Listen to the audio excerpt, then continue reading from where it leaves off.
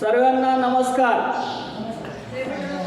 तुम्ही पण म्हणा नमस्कार. आज 3 फेब्रुवारी आणि आपण पहिल्यांदा जिल्हा परिषद शाळा आणि माध्यमिक शाळा यांच्या संयुक्त विद्यमानाने आपण इथं एक प्रात्यक्षिक व्याख्यान ठेवलेलं आहे. व्याख्याते आपल्या समोर विराजमान झालेले आहेत. यानंतर मी माध्यमिक शाळेचे मुख्याध्यापक माननीय दमाले सरांना विनंती करतो की त्यांनी व्यासपीठावर या आणि आसन ग्रहण करा. भोये सरांना विनंती करतो, भोये सरांनी व्यासपीठावर येऊन आसन ग्रहण करावं. विद्यार्थी मित्रांनो, आज आपण शालेय शिक्षण घेत आहोत आणि शालेय शिक्षण घेत असताना आपण ज्ञान मिळवतो, आपल्या क्षमतांचा विकास करतो. त्याचबरोबर आपण कौशल्य विकसित करत असतो. आपल्यामध्ये ज्या काही सुप्त शक्ती आहेत, क्षमता आहेत, गुण आहेत, त्या गुणांचा क्षमतांचा विकास आपण करतो आणि त्या अनुषंगाने आपल्यामध्ये कौशल्यांचा विकास होतो.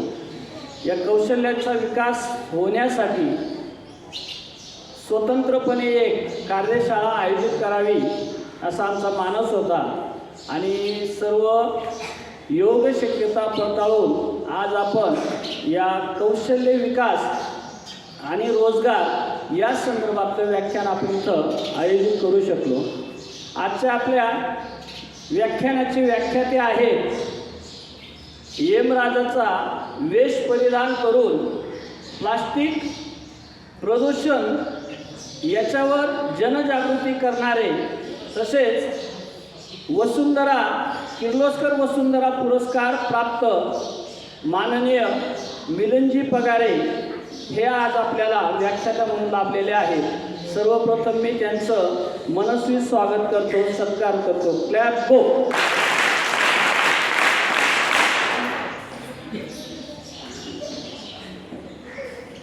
आज व्याख्याते आपल्यासमोर जे बसलेले आहेत ते एका उच्च किंवा प्रतिष्ठित कंपनीतले निवृत्त इंजिनियर आहेत, पर्यावरण प्रेमी आहेत. सर्वात महत्त्वाचं म्हणजे मॅडम ते उत्कृष्ट तंत्रस्नेही आहेत. मग त्यांच्याकडे हे जे काही जेवढं काही तंत्रज्ञानाचे साधनं लावलेले आहेत हे सर्व त्यांची स्वतःचे आहेत आणि याचे सर्व डबल व्हर्जन किंवा टिबल म्हटलं तरी चालेल, हे सर्व व्हर्जन त्यांच्या घरी पण आहे.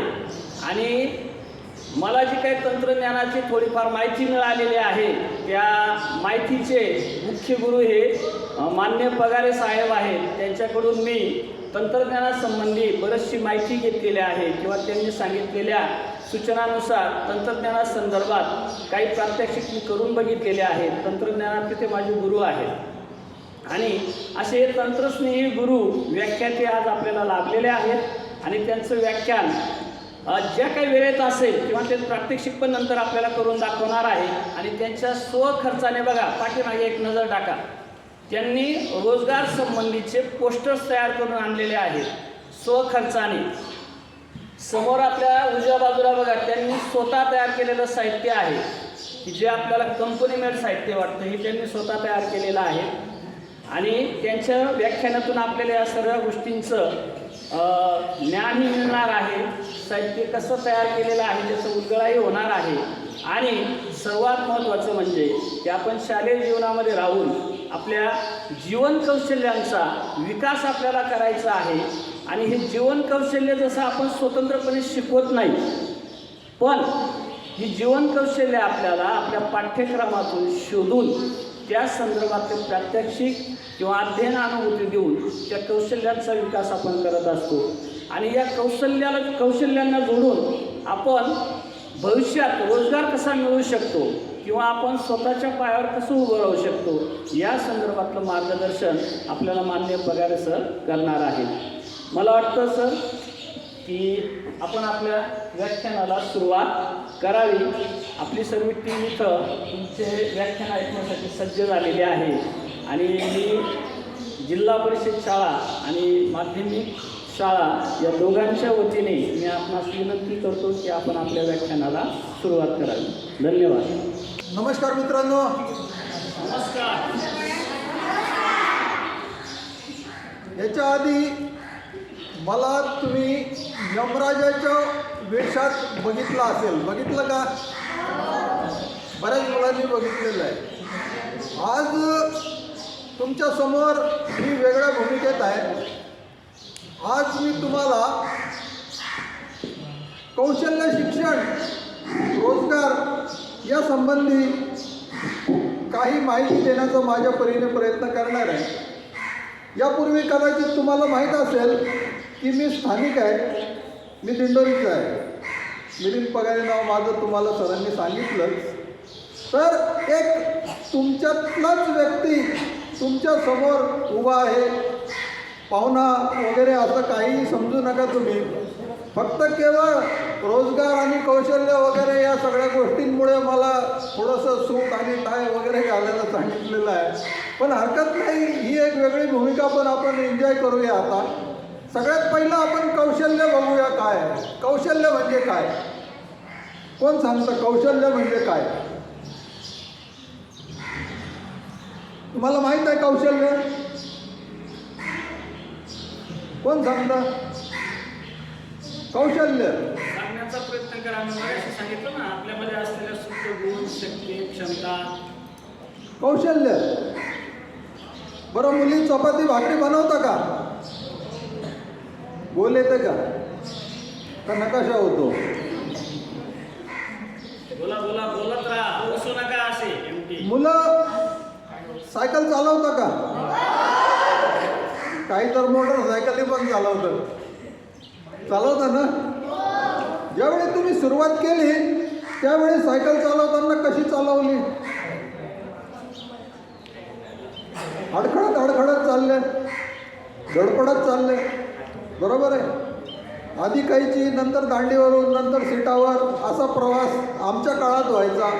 आता लहान लहान सायकली वेगवेगळ्या प्रकारच्या आल्या, त्याच्यामुळे तुम्हाला कदाचित कैची आणि दांडीवरून सायकल चालवणं हे माहीतही नसेल. पण सायकल चालवणं हे कौशल्य आहे, ही गोष्ट तुम्हाला माहीत आहे. कुणालाही सायकल चालवता येईल असं नाही आहे. सायकल चालवायला तुम्हाला एक टप्प्याटप्प्याने शिकावं लागतं आणि ते सायकल चालवण्याचं जे कौशल्य आहे ते वाढवत न्यावं लागतं. बरोबर आहे. मी आता जसं भाकरीचं सांगितलं तसंच आहे. सुरुवातीला भाकर ही नकाशाच होते आणि सराव करून प्रयत्न करून मग ती गोल येते. आईचा मार खाऊन किंवा बोलणं खाऊन हळूहळू आपण सुधारत जातो आणि आपलं कौशल्य आहे ते वाढवत नेतो. मग आता तुमच्या लक्षात आलं कौशल्य म्हणजे काय? कौशल्य म्हणजे आपल्याला जे काही काम करायचं आहे ते काम अतिशय दर्जेदारपणे करणं, याला आपण थोडक्यात कौशल्य म्हणूया. बरोबर आहे? चालेल तुम्हाला एवढं? आता मी तुम्हाला समोर काही दाखवतो. तुम्हाला काय दिसतं समोर? चित्र आहे, चित्र.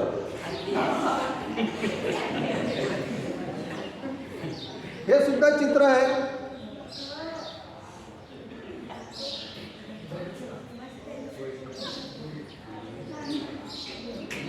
आपल्या डाव्या बाजूला,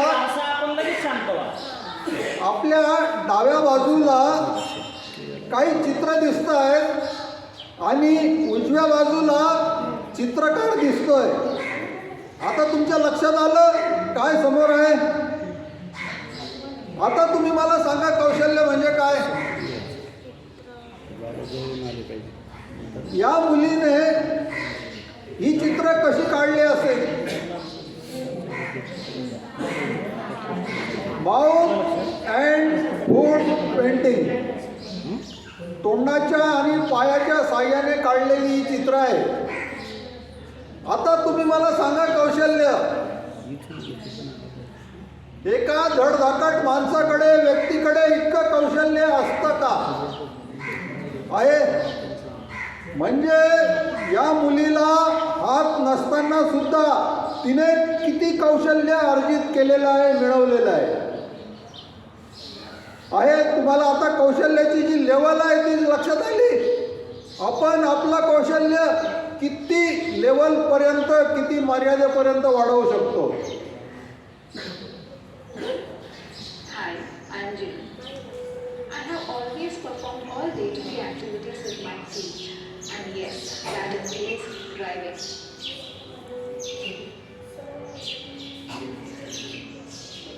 Another hobby that I really follow is drawing.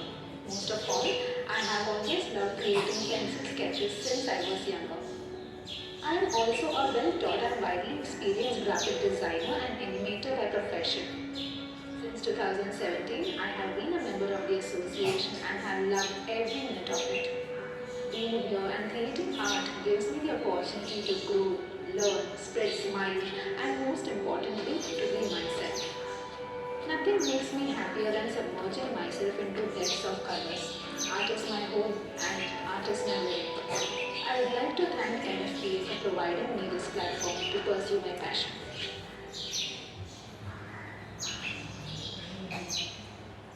या व्हिडिओमध्ये तुमच्या लक्षात आलं की दोन्ही हात नसताना सुद्धा ही मुलगी कार ड्रायव्हिंग करते, चित्र काढते, अतिशय उत्तम तऱ्हेने कॉम्प्युटर हाताळते आणि इतर दैनंदिन कामंसुद्धा ती मुलगी करते. तुम्हाला कौशल्य म्हणजे काय नक्कीच अंदाज आला. ड्रायव्हिंगच्या पलीकडे आपण आता बघूया. Now 25-year-old Jessica Cox is a licensed pilot, which is pretty incredible considering she was born with no arms. Let's start with her story of triumph and courage. This pilot is flying with no hands, literally. Jessica Cox is the nation's first and only licensed pilot with no arms. 25 वर्षापूर्वी Jessica was born without arms. ही मुलगी आज समजा 40 वर्षाची आहे. Just her feet. From putting in her contacts to texting her friends on her cell phone, even playing the डोळ्यातले contact lenses पायाच्या बोटांनी लावते,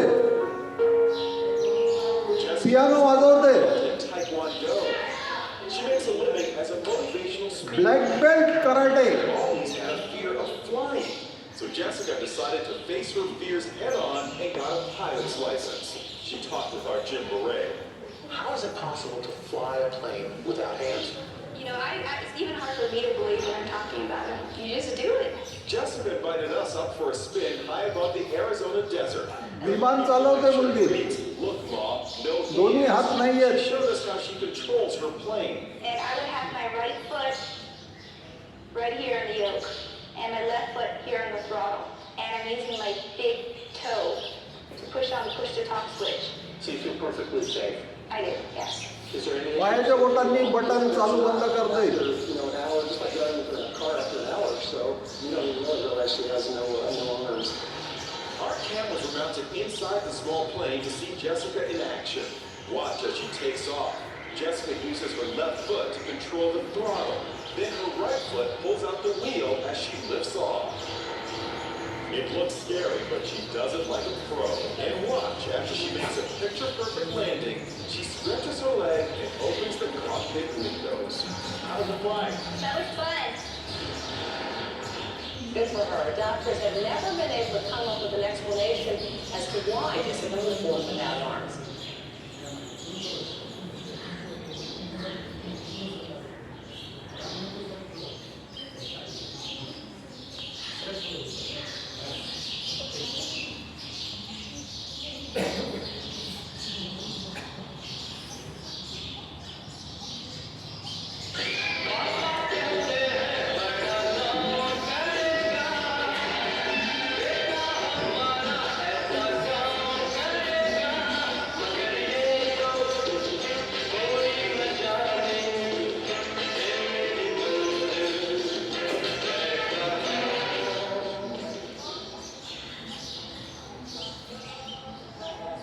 समोर तुमच्या काही आफ्रिकन मुलं दिसत आहेत. जे गाणं तुम्ही आता ऐकलं तेच ते वाजवत आहेत, काहीतरी गिटार वगैरे घेऊन. आणि रस्त्यावरती हॉटेलच्या बाहेर ते उभे आहेत. आफ्रिकेमध्ये आहे आणि हिंदी गाणं ते मुलं वाजवत आहेत. आता या गाण्यामधून तुम्हाला काय जाणवतं? तुम्ही किंवा तुमच्या पालकांनी काहीतरी ठरवलं असेल, मेरा बेटा ऐसा कुछ काम करेगा, मेरी बेटी ऐसी कुछ काम करेगी. तुम्ही काय ठरवलं? तुमच्या आईवडिलांनी काय ठरवलं? नाही ठरवलं? ठीक आहे, ठरवू आपण आता.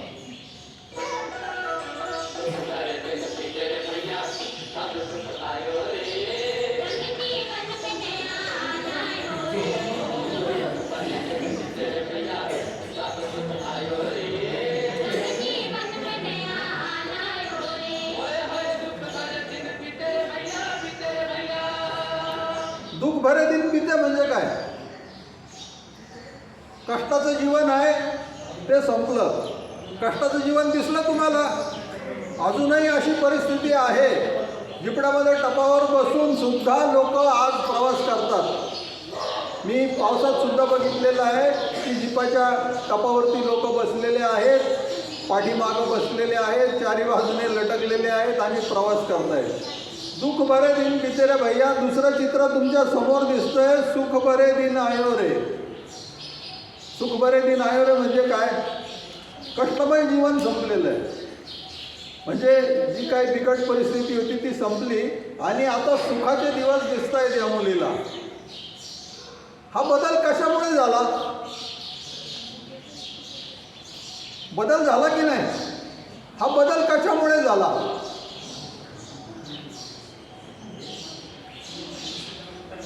तुम्हाला माहीत असेल तर जरूर सांगा. ही एक संधी असते बोलण्याची. चार लोकांमध्ये म्हणजे 150 लोकांमध्ये बोलण्याची आता तुम्हाला निदान सुरुवात तर केली पाहिजे. तुम्ही आपसामध्ये दोघांमध्ये चौघांमध्ये काय बोलाल त्याला काय फार किंमत नाही आहे. पण या ठिकाणी जर तुम्ही 2 शब्द बोलले ना तर तुमचा आत्मविश्वास वाढणार आहे. तर तुम्ही ज्या वेळी संधी मिळेल, ज्या वेळी कोणी विचारेल त्या वेळी उभं राहून नक्कीच बोला तुमच्या मनात काय आहे ते. तर हा जो बदल झालेला आहे हा शिक्षणामुळे झालेला आहे. ही मुलगी काहीतरी शिकलेली आहे, तिने काहीतरी अर्हता, काहीतरी कौशल्य, काहीतरी मिळवलेलं आहे आणि म्हणून आज तिची परिस्थिती बदललेली आहे. तुम्ही स्वप्न बघता का? स्वप्न बघण्यासाठी काय करावं लागतं?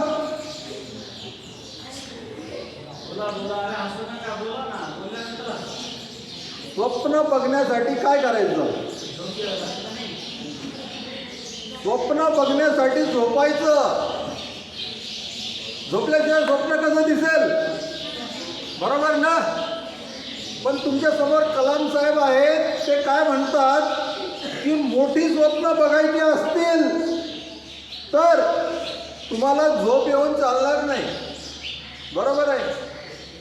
छोटे आपण जे झोपतो ना त्याच्यामध्ये स्वप्न बघणार तुम्ही, पण मोठी स्वप्न बघायची असेल तर तुम्हाला झोपून उपयोग नाही आहे.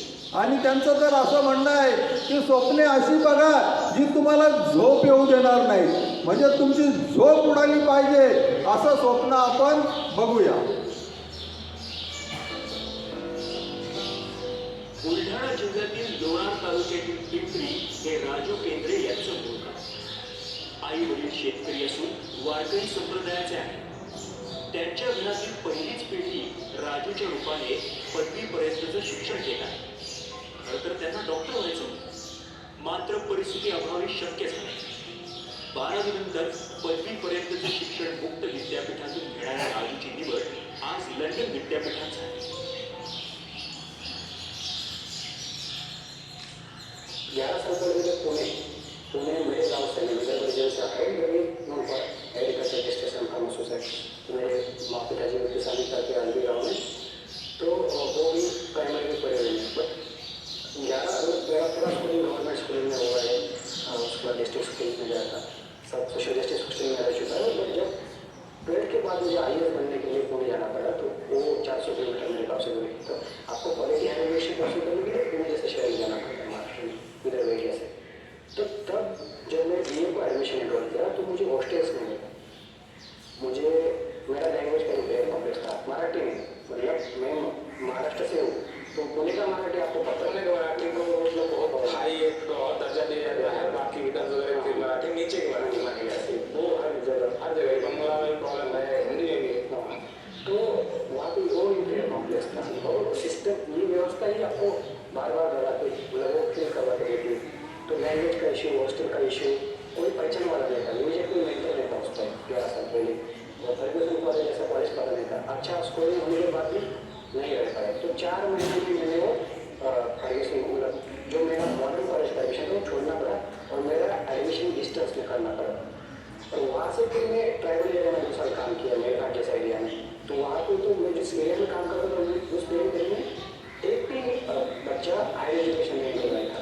अगर अब क्वालिटी तो एक्सेसिव है, उसी एरिया में बच्चे को 200 किलोमीटर डिग्री करने के लिए जाना होता है।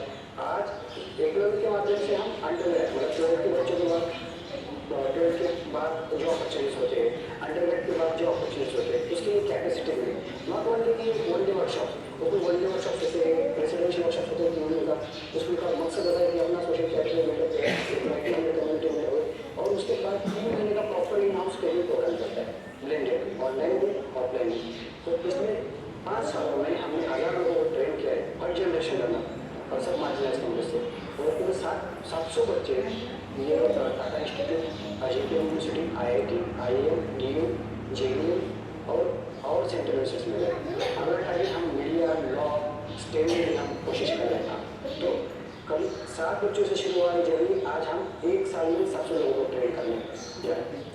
आता जो व्हिडिओ बघितला त्यामध्ये एक मुलगा होता, शेण उचलत होता, त्याचे आईवडील शेतकरी होते, बुलढाणे दूरवरून तो आलेला, दुर्गम भागातून आलेला होता आणि चांगल्या मोठ्या महाविद्यालयामध्ये शिकून त्याला परदेशी शिष्यवृत्ती मिळाली।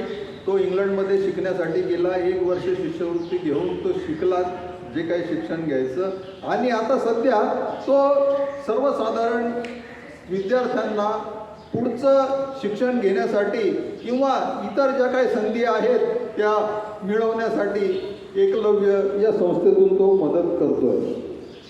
तुम्हाला एक अंदाज आला की आपण काहीतरी करू शकतो, आपली परिस्थिती किंवा आपलं जे काही भौगोलिक स्थिती आहे याच्याने आपल्याला असा काही फरक पडत नाही। तुम्हाला करिअर म्हणजे काय माहिती आहे का? करिअर करिअर करिअर करिअर तुम्ही खूप वेळा ऐकलं असेल करिअर म्हणतात, तर करिअर म्हणजे मी तुम्हाला थोडक्यात सांगतो, तुम्ही जे काम करता ते काम तुम्हाला वरच्या लेवलपर्यंत करायचं आहे। जे काही काम करत असाल, समजा तुम्ही नोकरी करत असाल, तुम्ही एखादा व्यवसाय करत असाल, तर तो तुम्हाला अगदी जास्तीत जास्त लेवलपर्यंत घेऊन जायचं आहे। तुम्हाला टक्के किती पडतात परीक्षेमध्ये? टक्के मार्क कमी पडतात, जास्त पडतात? जर कमी असले तर तुम्हाला वाईट वाटतं का? वाटतं। पण जर कमी टक्के मिळत असतील तर तुम्हाला त्याच्यामध्ये प्रगती करण्याची संधी आहे की नाही? आहे, तुम्ही प्रगती करू शकता। तुम्हाला बघा, जर 50% असतील तर पुढच्या वेळी 60% होऊ शकतील, शक्य आहे की नाही? अजून थोडं पुढे गेलं की 60 होतील, 70 होतील, नक्कीच प्रगती होऊ शकते। त्याच्यामुळे ज्यांना कमी मार्क मिळतात त्यांनी असं काही नावमेद होण्याची कारण नाही, गरज नाही।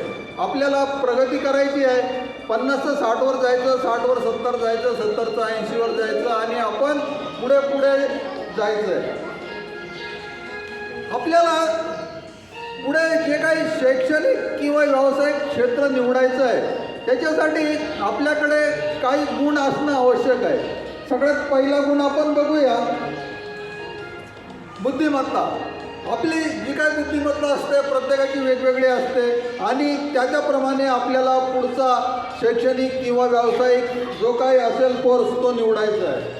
त्याच्यानंतर आपल्या पालकांची आर्थिक स्थिती, म्हणजे आपल्याकडं किती पैसे आहेत, किंवा काही त्याचं कारण असं आहे की काही कोर्स करण्यासाठी आपल्याला पैसे लागतात, काही कोर्स आपल्याला फ्री उपलब्ध असतात। तर याच्यासाठी पण अजून दुसरा एक मार्ग असतो. जर एखाद्या ठिकाणी पैशाची गरज असेल तर तिथे आपण शिष्यवृत्ती स्कॉलरशिप मिळवून सुद्धा ते करू शकतो. अभियोग्यता, याच्यासाठी एलिजिबिलिटी हा खरं म्हणजे थोडासा बऱ्यापैकी शब्द आहे. अभियोग्यता म्हणजे त्या ठराविक कोर्स करण्यासाठी शैक्षणिक अगर व्यावसायिक आपली सगळ्या बाजूंनी सगळ्या तऱ्हेने पात्रता आहे की नाही हे तपासून बघायचं आहे. त्याच्यानंतर शरीर प्रकृती. आता काही कोर्सेस निवडण्यासाठी आपली शरीर प्रकृती साथ देणं फार गरजेचं आहे. शैक्षणिक पात्रता व गुणवत्ता हे आपण आधी जे अभियोग्यता आहे त्याच्यामध्ये पण बघू शकतो. आवड, आपण आपल्या आवडीच्या क्षेत्रात जर काही काम केलं तर नक्कीच जास्त प्रगती करू शकतो, असा एक सर्वसाधारण अनुभव आहे. व्यक्तिमत्व, पर्सनॅलिटी, समजा हॉटेल मॅनेजमेंट असेल, एअर होस्टेस वगैरे असेल तर अशा काही क्षेत्रांमध्ये आपल्या व्यक्तिमत्वाची फार गरज असते किंवा त्याचं वेगळं महत्त्वही असतं. आपल्याला पदविका, सर्टिफिकेट कोर्सेस वगैरे असे बरेचसे पर्याय उपलब्ध आहेत. आता 10वी नंतर जर करायचं म्हटलं किंवा आपण जनरली म्हणूया की असे खूप सारे पर्याय इथे आपल्या समोर उपलब्ध आहेत. बऱ्याच लोकांना, मुलांना संरक्षण दल म्हणजे मिलिटरी हा एक पर्याय फार आकर्षित करत असतो. नाशिकमध्ये अनेक अशा संस्था आहेत की ज्या संस्था तुम्हाला मिलिटरीमध्ये प्रवेश घेण्यासाठी तुमची तयारी करून देतात. मिलिटरी म्हणजे आर्मी, एअरफोर्स आणि तिसरं कोणतं? नेव्ही. ठीक आहे. मिलिटरी म्हणजे हे 3 आहेत. पायदळ, त्याच्यानंतर हवाई दल, त्याच्यानंतर नाविक दल. ठीक आहे. हे 3 मिलिटरीचे जर भाग बघितले आपण, त्याच्यानंतर उरलेले तुम्हाला पॅरामिलिटरी म्हणून दिसत आहेत. अर्ध सैन्यबल म्हणतात त्याला. तुम्हाला इथे दिसत आहेत काही पॅरामिलिटरी. त्याच्यामध्ये तुम्हाला CISF दिसतं का? CISF, central industrial security force. नाशिकमध्ये एक प्रेस आहे, तुम्हाला माहीत आहे, नोटा छापण्याची प्रेस आहे, सिक्युरिटी प्रेस आहे. तर त्या प्रेसचं जे काही सिक्युरिटी म्हणजे सुरक्षा व्यवस्थापन आहे ते या CISFकडे आहे. तुम्हाला संरक्षण दलाची थोडक्यात अंदाज आला. या प्रत्येकाचे आपापल्या वेबसाईट असतात आणि त्या वेबसाईटमधून त्याच्यासाठीचं जे प्रशिक्षण असेल किंवा नोकरी असेल त्या संबंधीची माहिती मिळते. वेबसाईट बनवण्याचं एक व्यवसाय असतो किंवा कौशल्य असतं, ते सुद्धा आपल्याला करता येतं. ललित कला म्हणजे गायन, वादन वगैरे असेल. आपण इतर खूप साऱ्या कला बघणार आहोत, पण अभिनय असेल, गायन वादन हे वगैरे असेल तर याच्यामध्ये खूप साऱ्या संधी आहेत. क्रीडा म्हणजे खेळ. यामध्ये संधी बऱ्याच आहेत.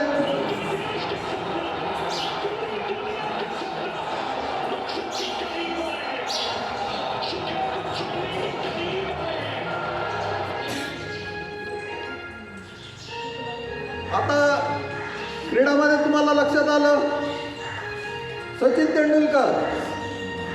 तेंडुलकरचं शिक्षण माहीत आहे तुम्हाला. सचिन तेंडुलकरने पदवीची परीक्षा नाही केलेली. 10वी 12वी म्हणजे जेमतेम ज्याला आपण शालेय शिक्षण म्हणू, शालेय शिक्षण आहे. पण क्रीडा क्षेत्रातील जे काही कौशल्य आहे त्या जोरावर आज अख्ख्या जगामध्ये सचिन तेंडुलकरचं नाव आहे. आता हे जे कौशल्य मी मगापासून सांगत आलो तुम्हाला की आपलं कौशल्य इतक्या उंचीवर न्यायला पाहिजे की बाकीच्या कोणत्याही अडचणी, कोणतेही अडथळे यायला नको. बरं, सचिन तेंडुलकर हे एकच नाव नाही आहे की ज्यांनी शैक्षणिक क्षेत्रामध्ये फार मोठी प्रगती केली, पण त्यांनी अन्य क्षेत्रामध्ये, आपल्या आवडीच्या क्षेत्रामध्ये महाप्रचंड अशी प्रगती केलेली आहे. अनेक शिखरं गाठली आणि त्यामुळे त्यांचं नाव मोठं झालं. कृषी क्षेत्रामध्ये तुम्हाला इथं जवळ माहीत असेल सह्याद्री फार्म्स आहे. शेतीविषयक खूप सारे कामं ते करतात. स्पर्धा परीक्षा तुम्हाला माहीत असेल, MPSC असेल, UPSC असेल, आणि या स्पर्धा परीक्षांचे नाशिकमध्ये खूप सारे क्लासेस चालतात. अभियांत्रिकी म्हणजे इंजिनिअरिंगच्या अशा इतक्या शाखा आहेत, खूप मोठी यादी आहे. हे माझंच चित्र फोटो आहे आणि माझ्या पाठीमागे जी रिफायनरी आहे कंपनी, त्यावेळी ती बांधकाम अवस्थेमध्ये होती आणि ते बांधकाम करत असताना मी तिथे नोकरी केली आणि आता ती रिफायनरी पूर्वी पण चालू होती, एक्सपान्शन होतं. फोटोग्राफीमध्ये काही संधी आहे का? फोटोग्राफीमध्ये नाही आहे. फोटोग्राफीमध्ये नाही आहे संधी. खूप सारे लोक हौशी फोटोग्राफी करतात, खूप सारे लोक व्यावसायिक फोटोग्राफी करतात.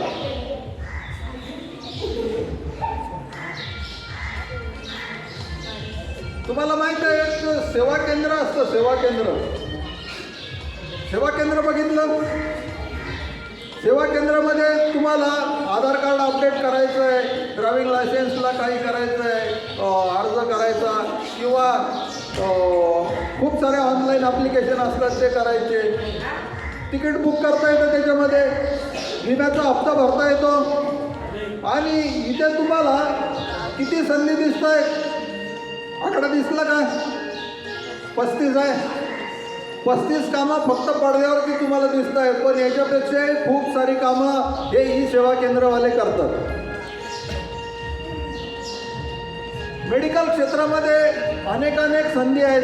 मेडिकल म्हटलं की आपल्याला फक्त दिसतं डॉक्टर, पण डॉक्टरच्या पलीकडे मेडिकलमध्ये काय काय संधी आहेत माहीत आहे? मेडिकलमध्ये नर्स आहे, त्याच्यानंतर जे काही लॅबोरेटरी असते ना, रक्त लघवी थुंकी तपासणी करणे, त्याच्यानंतर एक्सरे वगैरे असतो, आणि या ज्या खूप साऱ्या मशिनरी असतात त्या मशिनरी दुरुस्त करणारे कुशल कारागीर असतात.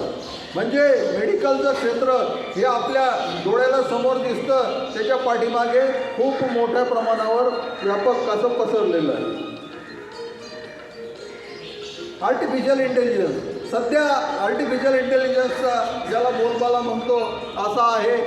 कृत्रिम बुद्धिमत्ता हा प्रकार आहे आणि मोस्टली साधारणपणे कॉम्प्युटरच्या साहाय्याने या AI चा वापर केला जातो. बायोटेक्नॉलॉजी, तुम्हाला काही कल्चर वगैरे असे किंवा या वनस्पतीमध्ये पिकांमध्ये जे काही आता सुधारणा दिसत आहेत तुम्हाला, अधिक पिकाच्या असेल, प्रगत वाहनाच्या असतील वगैरे, या बायोटेक्नॉलॉजीमुळे आपल्याला बघता येतात. नॅनो टेक्नॉलॉजी, सुरुवातीला जो कॉम्प्युटर होता तो एखाद्या घरा एवढा किंवा एखाद्या हॉल एवढा असू शकेल, पण आज जर आपण बघितलं तर एका मोबाईलमध्ये एक कॉम्प्युटर बसू शकेल. त्याच्यामध्ये 256 GB स्टोरेज आहे आणि 12 GB रॅम आहे या मोबाईलमध्ये. तर नॅनो टेक्नॉलॉजीचा तुम्हाला अंदाज आला. फॅशन टेक्नॉलॉजीमध्ये काही संधी आहे का?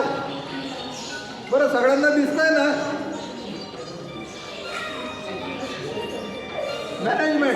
मॅनेजमेंट हे एक विशेष असं शास्त्र आहे आणि याच्यामध्ये खूप साऱ्या संधी आहेत. संगणकशास्त्र, कॉम्प्युटर असेल, कॉम्प्युटरमध्ये ज्याला एंडलेस म्हणतो अशा ऑपॉर्च्युनिटीज आहेत. फिल्म अँड टेलिव्हिजनमध्ये काय काय असतं? फिल्म अँड टेलिव्हिजनमध्ये काही संधी आहेत का? माहीत आहे तुम्हाला? फिल्म अँड टेलिव्हिजन, हिरो आणि हिरोईन याच्या पलीकडं काय असतं? नाही.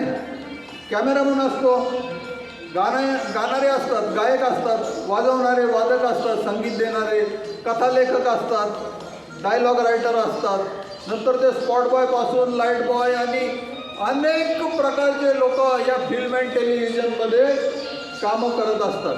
या ठिकाणी तुम्हाला एक थोडक्यात यादी दिलेली आहे मी. आता 64 कला. तुम्ही साधा कपडा जरी शिवला किंवा रफू जरी केलं तरी त्याला कला म्हणतात. मगाशी मी जसं भाकरीचं सांगितलं की भाकर बनवणं ही सुद्धा एक कला आहे.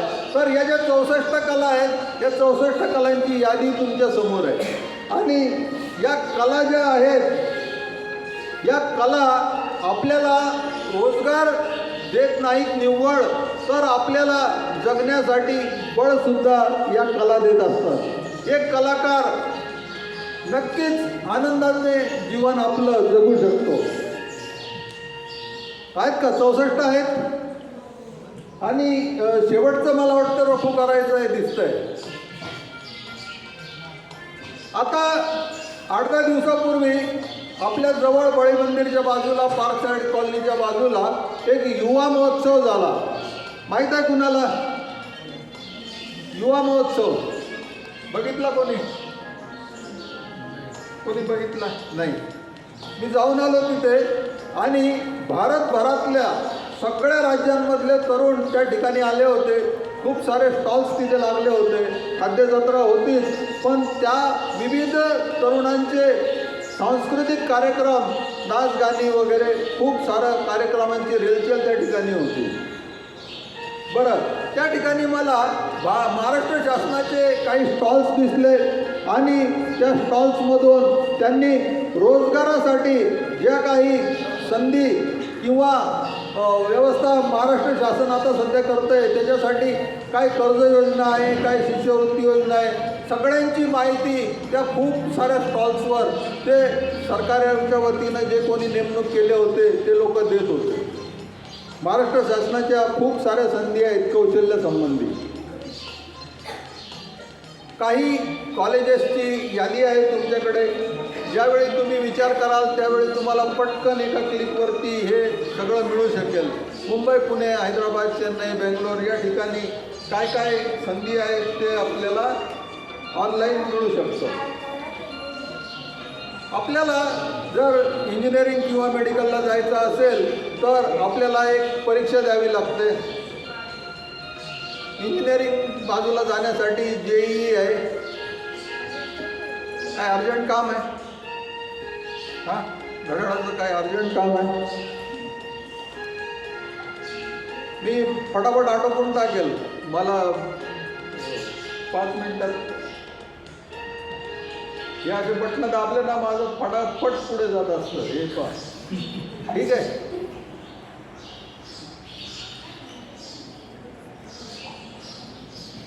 ITI तुम्हाला माहीत असेल. ITI माहीत आहे ना? ITI मध्ये माझ्या माहितीप्रमाणे 200पेक्षा जास्त वेगळ्या प्रकारचे कोर्सेस आहेत. इथे तुम्हाला काही कोर्सेस दिसत आहेत. त्यानंतर तुम्ही ऑनलाईन काही शिक्षण घेऊ शकता. तुम्हाला एखादं कौशल्य जर पाहिजे तर ते कौशल्य म्हणजे ते काम कसं करायचं हे तुम्हाला ऑनलाईन शिकता येतं. बरं, हे जे शिक्षण असतं ते काही कोर्सेस फ्री आहेत, काही पेड आहेत. इथं तुम्हाला बरंचसं काय दिसेल. समजा मायक्रोसॉफ्ट एक्सेल आहे, इथं तुम्हाला दिसतं मायक्रोसॉफ्ट एक्सेल दिसलं. खूप साऱ्या लोकांना मायक्रोसॉफ्ट एक्सेलमध्ये काम करण्याची गरज असते आणि त्या ठिकाणी जे काय आवश्यक कौशल्य आहे ते जर आपल्याला अजून पाहिजे असेल, अधिक प्रगत शिक्षण जर त्याच्यामध्ये पाहिजे असेल तर आपण इथे ऑनलाईन साईटवर जायचं. त्यामध्ये जे काही पेड कोर्सेस आहेत, काही अनपेड कोर्सेस आहेत ते आपण बघायचे आणि आपल्या आवडीनुसार त्या कोर्सेसला नोंदणी करायची आणि तो कोर्स पूर्ण करायचा.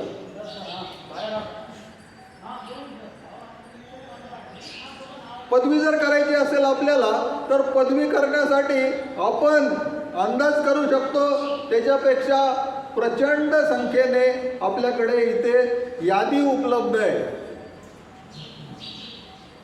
भरपूर आहे. पदवी करण्यासाठी इतके सारे पर्याय तुम्हाला उपलब्ध आहेत. जर तुम्हाला UPSC करायची असेल तर खूप सारे पर्याय आहेत. MPSC करायची असेल तरी सारे खूप पर्याय आहेत.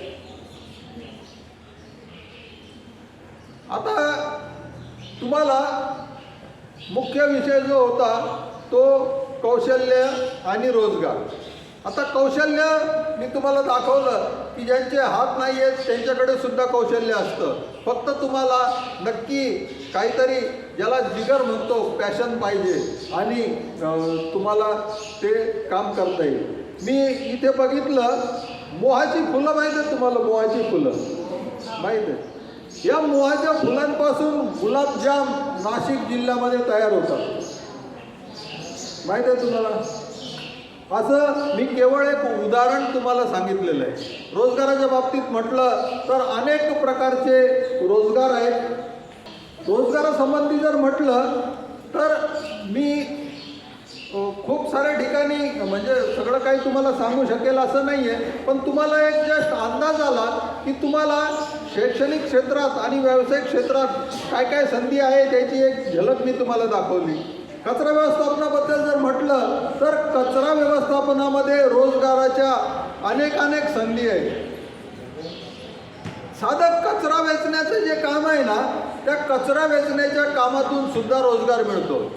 मोठ्या शहरामध्ये एक कचरा वेचणारा व्यक्ती किती पैसे कमावतो दिवसाला माहीत आहे? एक अंदाज सांगतो मी, एक व्यक्ती 400 रुपये दिवसाला कमवतो. आहे रोजगार आहे. अगदी बेसिक प्राथमिक माहिती तुम्हाला मी सांगितली.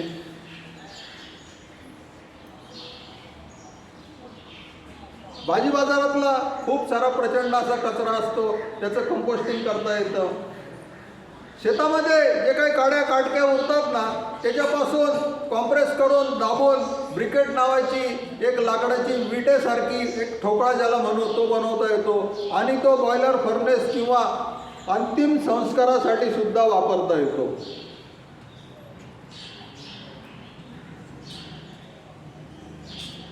या ठिकाणी तुम्हाला काही तेलाच्या बाटल्या दिसत आहेत आणि चारी बाजूला तुम्हाला काही वस्तू दिसत आहेत.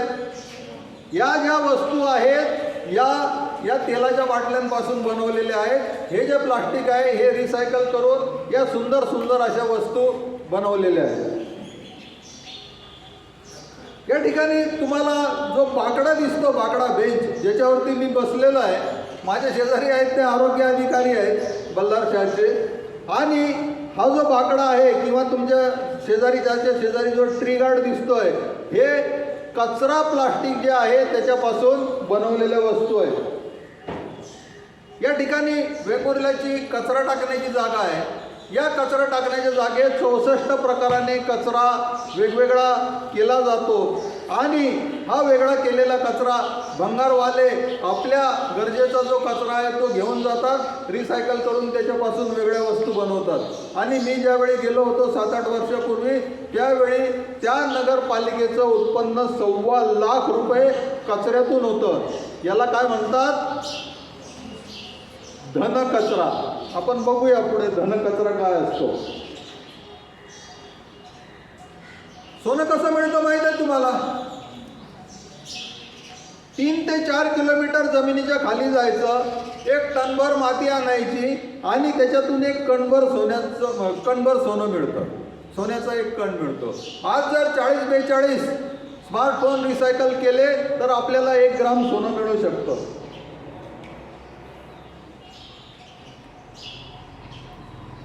तुम्हाला गेल्या वर्षी ऑलिम्पिक झाले माहीत आहे? टोकियो ऑलिम्पिक झाले. या लोकांनी 80,000 टन इलेक्ट्रॉनिक कचरा गोळा केला. त्यामधून वेगवेगळे भाग त्यांनी बाजूला केले आणि हे सगळे रिसायकल करून काय काय वस्तू त्यांनी बनवल्या. त्यांनी जी सोन्याची पदकं आहे ती बनवली, चांदीची पदकं आहे ती त्यामधून बनवली, ब्रॉन्झची पदकं बनवली. ज्या ठिकाणी पारितोषिक घेण्यासाठी, बक्षीस घेण्यासाठी खेळाडू उभे राहतात, ते पोडियम जे आहे ते सुद्धा या कचरा रिसायकल करून त्यांनी बनवलं होतं.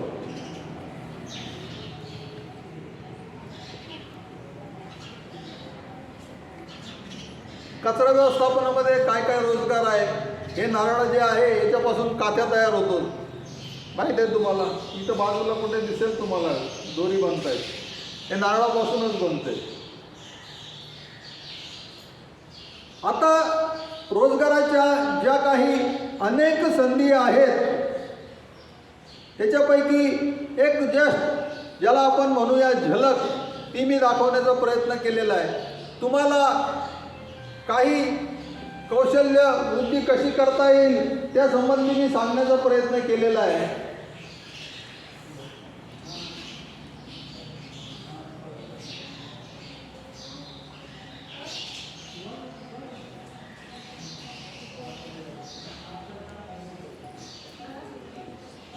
आता आपण असं समजूया की हे आपलं जीवन आहे, ठीक आहे. आपण आपल्या जीवनामध्ये काय काय करतोय, या प्राथमिक गोष्टी, प्रायोरिटीच्या गोष्टी, प्राधान्यक्रमाच्या गोष्टी आपण करतोय, ठीक आहे.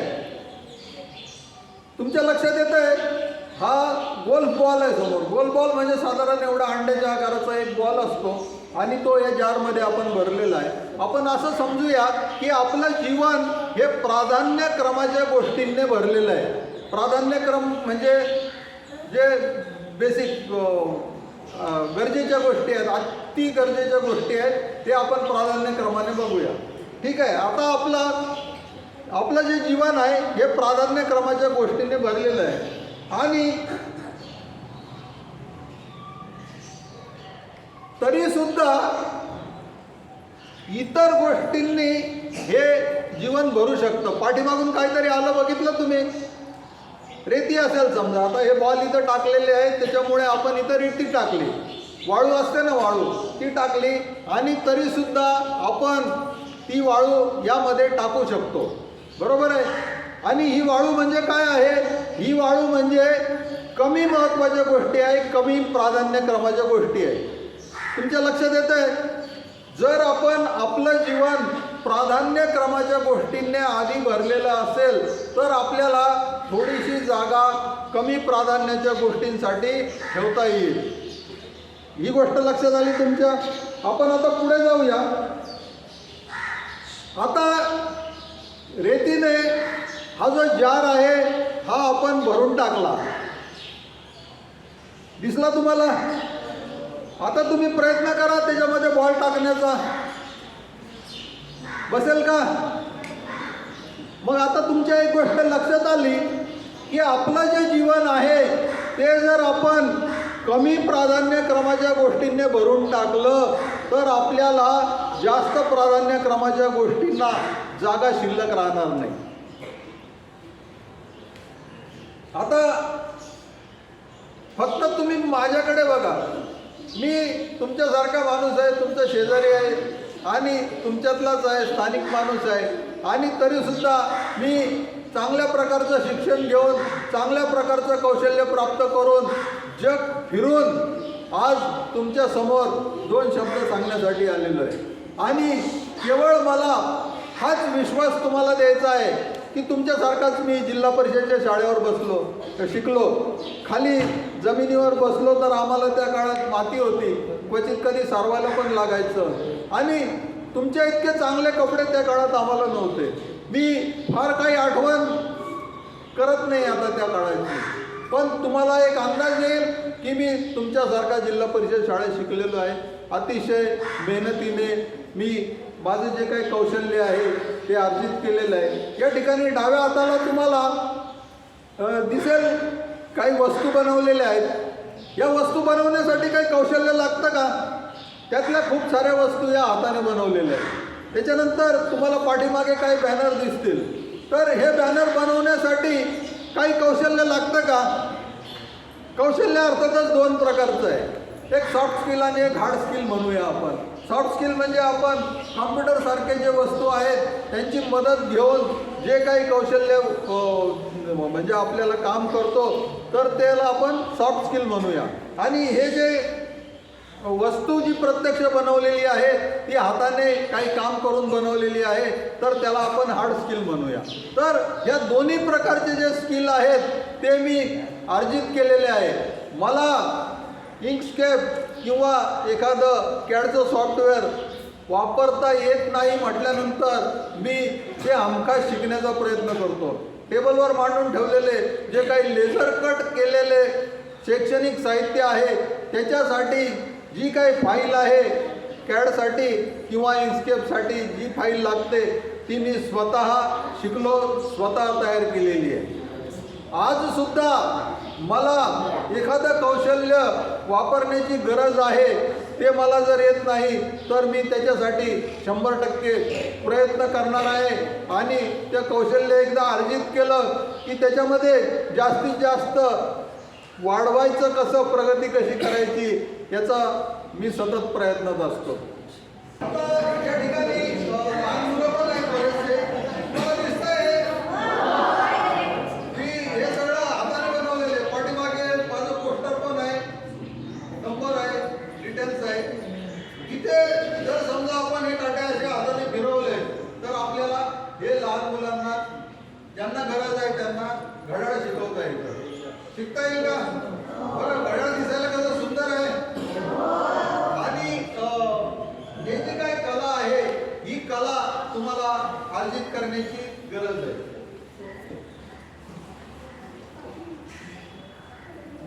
या ठिकाणी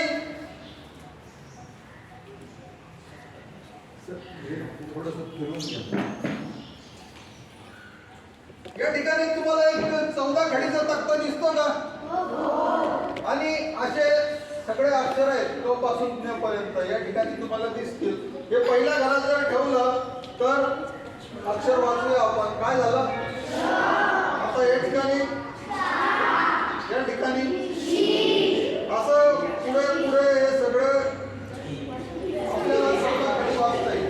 ठीक आहे.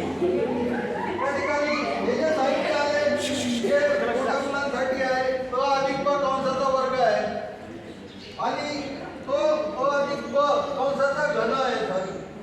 आणि ते तुम्हाला समजावून सांगण्यासाठी हे सगळे जे घटक आहेत क अधिक ब कंसाचा घन ते मी इथे ठेवलेले आहेत. लहान मुलांना गिरवण्याचा सराव होण्यासाठी म्हणून मी ही पाटी बनवलेली आहे. ही मी हाताने कोरलेली पाटी आहे. या ठिकाणी तुम्हाला एक कोडं दिसतंय. हे कोडं मी लेझर कट करून आणून बनवलेलं आहे. या ठिकाणी तुम्हाला एक कोडं दिसतंय. या ठिकाणी सुद्धा एक कोडा आहे, पझल आहे. हे पझल शैक्षणिक साहित्यात येतात का? येतात.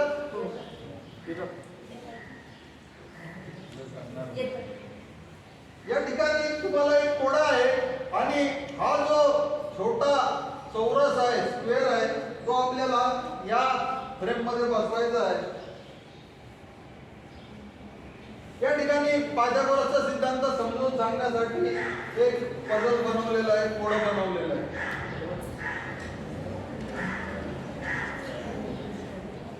घड्याळ सेम आहे, फक्त याच्यामध्ये जिल्हा परिषद ओझरखेड हे नाव मी ऍड करून घेतलेलं आहे वेगळं. प्लास्टिक कचरा बाटल्यांमध्ये भरून हा एक स्टूल मी बनवलेला आहे.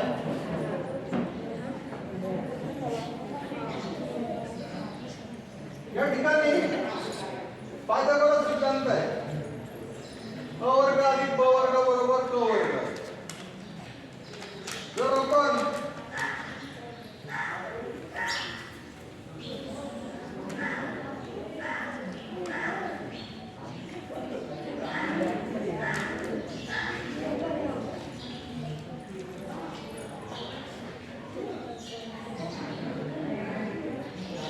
आहे का बरोबर?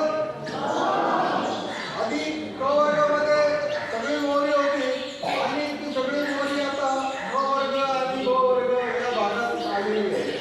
म्हणजे याचा अर्थ क वर्ग आणि ब वर्ग बरोबर क वर्ग. असे खूप सारे शैक्षणिक साहित्य मी तयार करतो. अजून या ठिकाणी तुम्हाला दिसेल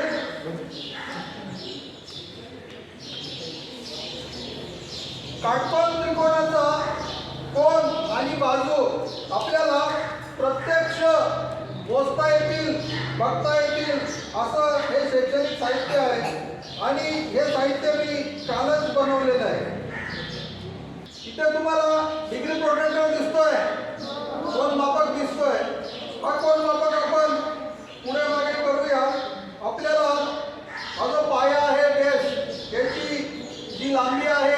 ती या स्केलवरती ॲडजस्ट करता येईल.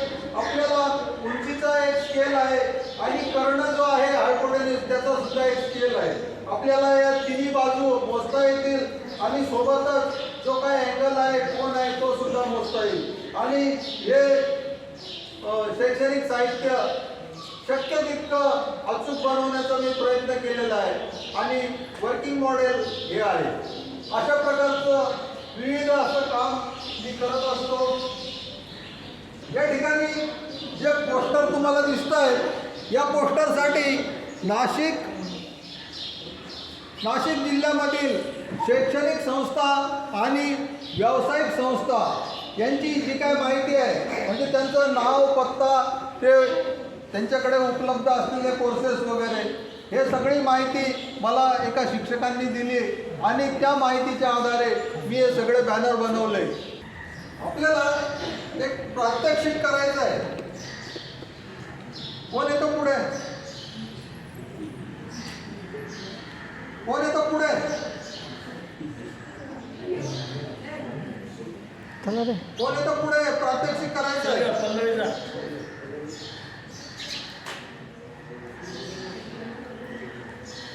हे प्रातिनिधिक आहे. आपल्याकडे सारख्या आकाराच्या 7 प्लास्टिकच्या बाटल्या आपल्याला घ्यायच्या आहेत. सारख्या आकाराच्या 7 प्लास्टिकच्या बाटल्या.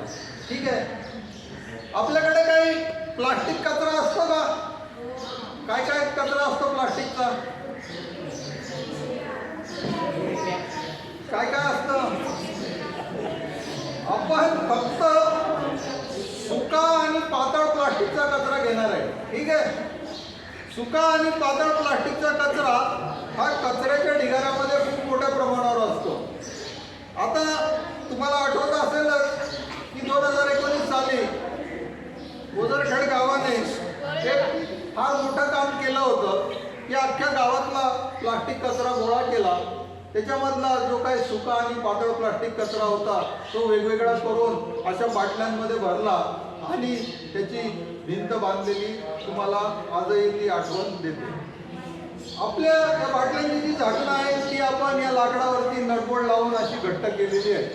दिसली तुम्हाला? आता जो काही पातळ सुका प्लास्टिकचा कचरा आहे तो आपण या बाटल्यांमध्ये दाबून दाबून भरणार आहे. ठीक आहे.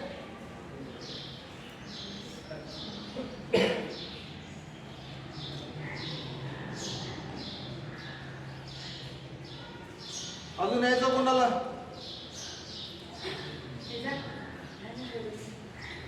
अजून यायचं कोणाला?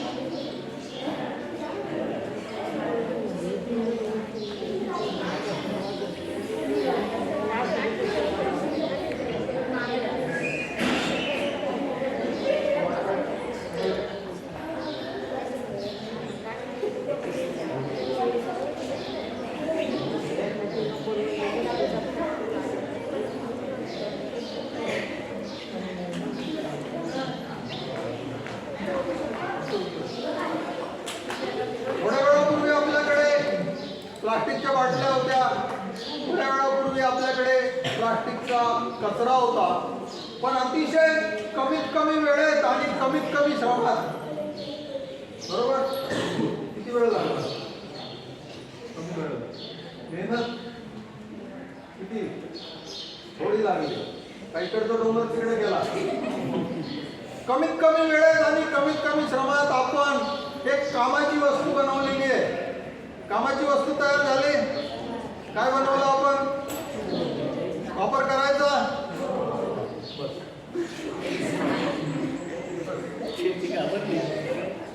आहे कामाची वस्तू आहे.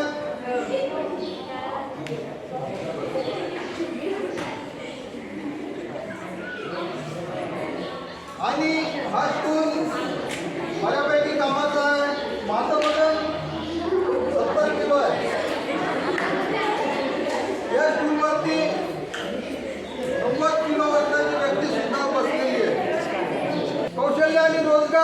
या विषयावर जर म्हटलं आपण तर आपल्याला बरंच काही बोलता येईल, सांगता येईल, पण तुम्हाला सगळं ज्ञान या एकाच वेळी एकाच ठिकाणी देण्याचं असं काही कारण नाही आणि शक्य पण नाही आहे ते.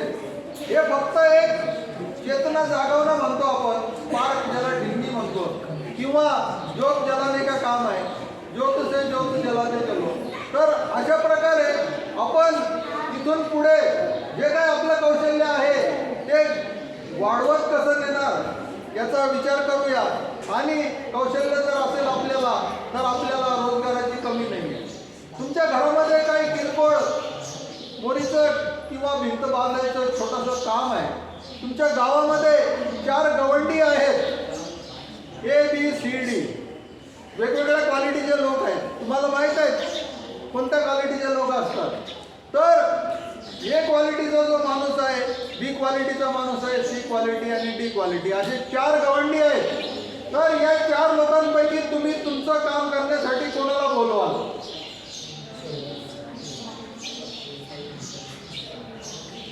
Aचा जो माणूस आहे, A कारागीर, तो वक्तशीर आहे, तो वाजवी पैसे घेतो, तो गुटखा खाऊन इकडं तिकडं टाइमपास करत नाही कामाच्या वेळेवर, तो त्याचं जे काही काम आहे ते वेळेत निपटून टाकेल, पूर्ण करून देईल. आणि पुढचे जे कारागीर आहेत BCD, ते आता मी काही फार सांगत नाही, पण मला आता तुम्ही सांगा की तुम्ही तुमचं काम करण्यासाठी कोणता कारागीर निवडाल?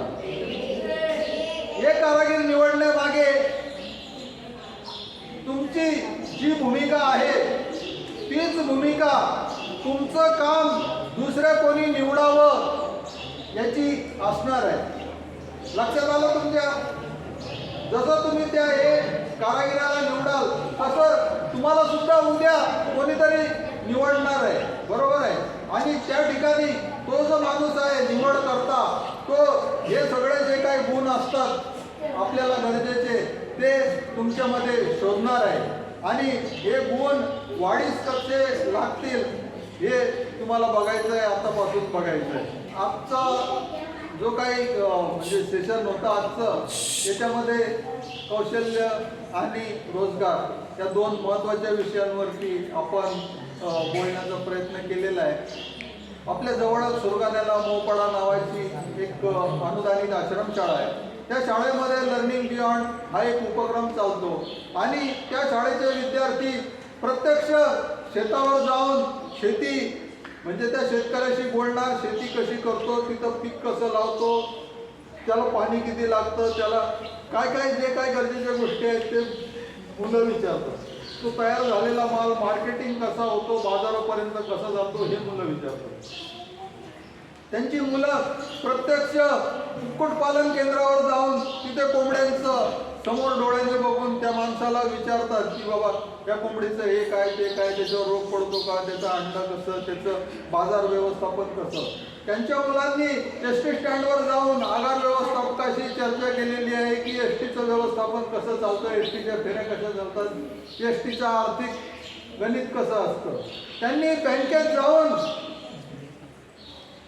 बँकेचं कामकाज कसं चालतं हे बघितलेलं आहे. हॉटेलमध्ये जाऊन तो जो माणूस वडे भजी तळतो तो कशा प्रकारे काम करतो हे त्यांनी बघितलेलं आहे. आणि अशा प्रकारे इथून पुढेही ते जाऊन काय माहिती घेत राहणार. याच्यामधून त्यांना काय फार मिळेल असं काही नाही आहे, पण एक नवीन दिशा त्यांना मिळते. उद्या 150 विद्यार्थ्यांपैकी एखादा विद्यार्थी शेतीमध्ये वेगळ्या प्रकारचं उत्पादन करू शकेल, कुक्कुटपालनचा व्यवसाय करू शकेल किंवा अनेक प्रकारचे व्यवसाय करू शकेल. तर आपण जे काही शाळा शिकतो, वही पुस्तक जे काय आहे याच्या पलीकडे जग फार मोठं आहे आणि या जगाकडे सजग दृष्टीने बघणं ही सुद्धा आजची गरज आहे. की आज या ठिकाणी मला आपल्या शाळेच्या वतीनं 2 शब्द बोलण्याची संधी मिळाली, त्याबद्दल मी आपला ऋणी आहे. साधारणतः 1 तासापासून आपण जीवन कौशल्य आणि रोजगार या संदर्भात PPTच्या द्वारे आपण ती माहिती समजून घेतली. शेवटी सरांनी सांगितलं की जीवन कौशल्य, रोजगार किंवा व्यावसायिक विकास या संदर्भात आपल्याला ज्या काही गोष्टी करायच्या आहेत या गोष्टी पुढे भविष्यात होणारच आहेत, पण बालवयापासून म्हणजे आतापासून त्या गोष्टींचा विचार करणे म्हणजे थोडक्यात काय त्याची सुरुवात आहे. आणि म्हणूनच आपण दोघं शाळा मिळून हा कार्यक्रम त्यासाठीच आपण आयोजित केलेला होता. लहान मुलं आहेत, ह्या लहान मुलांना करिअर, रोजगार या शब्दांची फारशी ओळख नाही, पण कौशल्याच्या संदर्भात त्यांना नक्कीच माहिती आहे की नाही मला पोती उडी कशी मारता येतील, दोर उडी कशा घेता येतील, हो की नाही, लिंबू चमच्याची स्पर्धा मी कशी जिंकेल, संगीत स्पर्धा मी कशी जिंकेल, या संदर्भात मात्र ते छानपैकी विचार करतात. आणि जे आपल्या 8वी ते 10वीचे विद्यार्थी आहेत तर त्यांना या पॉवर प्रेझेंटेशनमधून किमान तुम्हाला 30 ते 40% महत्त्वाच्या गोष्टी समजल्या असतील की ज्या तुम्हाला भविष्यात उपयोगी पडणार आहे. की मूल 10वी झाल्यानंतर तुम्हाला IITला जायचं आहे की ITIला जायचं आहे की आर्ट्सला जायचं, कॉमर्सला, किमान एवढा तरी मार्ग तुम्ही स्वतः काय करू शकाल, निवडू शकाल. मग तुम्ही निवडायचं आहे का आमच्यासारख्याने तुम्हाला सांगायचं मग तुम्ही ते निवडायचं, हे तुम्हाला ठरवायचं आहे. हेच तर महत्त्वाचं आहे जीवन कौशल्य. यालाच आपण म्हणूया चिकित्सक विचार, सृजनशील विचार किंवा समस्या निराकरण, हे सारे कौशल्य आहेत. आपल्या SCERTने आपल्याला पाठ्यक्रमात 10 जीवन कौशल्य पेरलेली आहेत. मग सुरुवातीला बोललो होतो की आपण जीवन कौशल्य हे संपूर्ण शिकवत नाही, तर ते आपल्या पाठ्यक्रमामध्ये समाविष्ट आहे. आणि ज्या वेळेस आम्ही सर्व टीचर्स अध्यापन करतात, अध्ययन तुम्हाला करण्यास सांगतात, तर त्या वेळेस त्या जीवन कौशल्यासंदर्भात तुम्हाला ओळख करून दिली जाते. समजा आता परसबागेमध्ये काम करायचं असेल तर परसबागमध्ये काम करण्यासाठी तुमच्याकडे कोणती कौशल्य असावी लागतील? समस्या निराकरण असेल, सृजनशील विचार असेल, सहकार्यशीलता असेल, या कौशल्याची तुम्हाला गरज आहे. म्हणजे ज्याचा अर्थ काय की ते कौशल्य तुमच्यामध्ये ऑलरेडी आहे, ते आपल्याला विकसित करायचे आहे.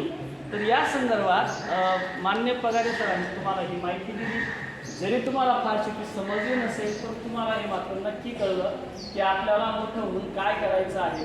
मोठं होण्यासाठी आपल्याला कोणकोणत्या शब्दांचा विकास करायचा आहे, कोणकोणत्या जीवन कौशल्याचा विकास करायचा आहे, या संदर्भात आपण नक्की विचार करणार आहोत. या संदर्भातले अजून काही पगारे सरांसारखे जर आपल्याला व्याख्याते मिळाले किंवा जर याबद्दल संदर्भात कोणी अधिक माहिती देत असेल तर आपण त्यांनाही बोलून आमंत्रित करून तुमच्यासाठी आम्ही उपलब्ध करून देणार आहोत. पण तुम्हाला ते समजून घेणं गरजेचं आहे. बऱ्याचशा मुलांना आपण इथं लक्ष दिलं नाही राजू, बऱ्याचशा मुलांनी लक्ष दिलं नाही. काही मुलांनी खूप काळजीपूर्वक ऐकलं. ज्यांनी ऐकलेलं असेल त्यांच्या आयुष्यामध्ये नक्कीच बदल घडून येईल, हरकत नाही. ज्यांना ते आता ऐकायची किंवा फार जाणून घेण्याची इच्छा जरी नसेल, पण मात्र तुम्ही ते डोक्यात ठेवा की आपल्याला पुढं आदर्श चांगलं जीवन जगायचं आहे आणि हे जीवन जगण्यासाठी आपल्याकडे किमान कौशल्यांची आवश्यकता असावी, एवढं मात्र तुम्ही आज शिकला. ओके, वेळेअभावी आपल्याला जास्त बोलता येणार नाही, तर आपण इथं थांबणार आहोत. तत्पूर्वी मान्य पगारे सरांचा आपण आभार व्यक्त करणार आहोत. मी श्री वर्धे सरांना विनंती करतो की त्यांनी आभार प्रदर्शन करावे. विद्यार्थी मित्रांनो, जीवन कौशल्य आणि रोजगार या संदर्भामध्ये आज आपल्याकडे जीप शाळा ओझरखेड आणि जनता विद्यालय परिवारातर्फे आयोजित जे व्याख्याते आहे ते मिलिंदजी पगारे हे रिटायर इंजिनियर आहेत आणि गेले कित्येक वर्ष या क्षेत्रामध्ये ते काम करत आहेत. की रिसायकल आपण जे म्हणतो, हे रिसायकल त्या ठिकाणी कशा प्रकारे उपयोगात येऊ शकतं. त्यांनी ते सांगितलं की मेडल छोटे छोटे आहेत, सिल्वर आहे, हो की नाही, ब्रॉन्झ आहे, असे वेगवेगळ्या प्रकारचे मेडलसुद्धा हे किमती मेडल या रिसायकलमधून कसे निर्मिती होतात असे या ठिकाणी अनमोल अशी त्यांनी माहिती दिलेली आहे. त्याबद्दल मी जीपा ओझरखेड शाळेचे मुख्याध्यापक आणि आपल्या जनता विद्यालय ओझरखेड शाळेचे मुख्याध्यापक या दोघांनाही मी विनंती करतो की कृपया त्यांनी मिलिंदजी पगारे यांचा शाल श्रीफळ देऊन सत्कार करण्यात यावा अशी मी त्यांना पुन्हा एकदा नम्र विनंती करतो.